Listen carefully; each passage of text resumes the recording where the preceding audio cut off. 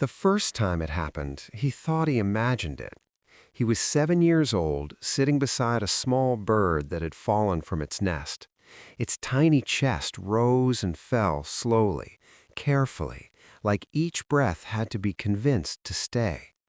He leaned closer, and then he heard it. Not a sound, not a chirp, a voice, soft, gentle, inside his head. "It's okay. I'm not scared." He jerked back, eyes wide. The bird hadn't moved, but the voice had been real, clear as if someone whispered directly into his mind. Moments later, the bird stopped breathing, and the voice disappeared. He didn't tell anyone, because how do you explain something like that? Weeks later, it happened again. This time, it was an old dog lying peacefully in the park while its owner stroked its fur. The boy stood nearby, watching quietly. The dog's eyes closed, and suddenly, "Tell him thank you for every day." The boy's chest tightened. He looked at the owner, who was smiling softly through tears.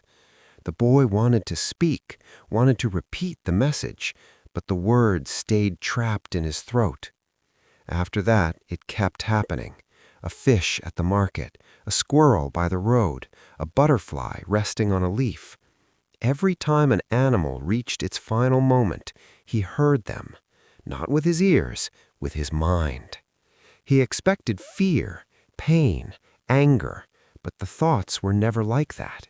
They were always peaceful, always gentle, always about someone they loved. "Tell her I liked when she sang. The sun felt warm today. I was happy."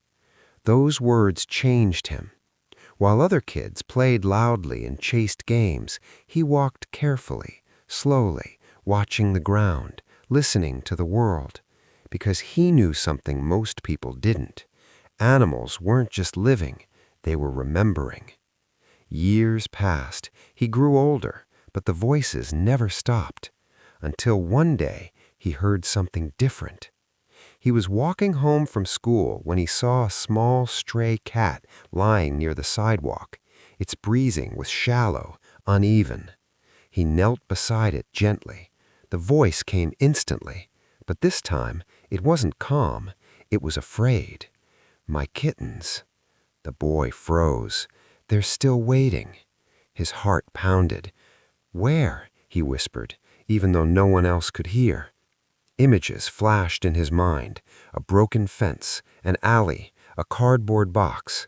He ran, following the pictures, turning corners, scanning every alley until he found it: a box tucked behind trash bins. Inside, 3 tiny kittens huddled together, alive, waiting.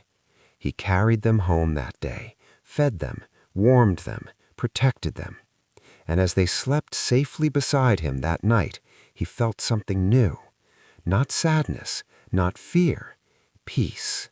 Because for the first time, he hadn't just heard a last thought, he'd answered it. And sometimes, late at night, when the world is quiet, he still hears whispers, soft, grateful, fading like wind, reminding him that love doesn't need words, only someone willing to listen. The first time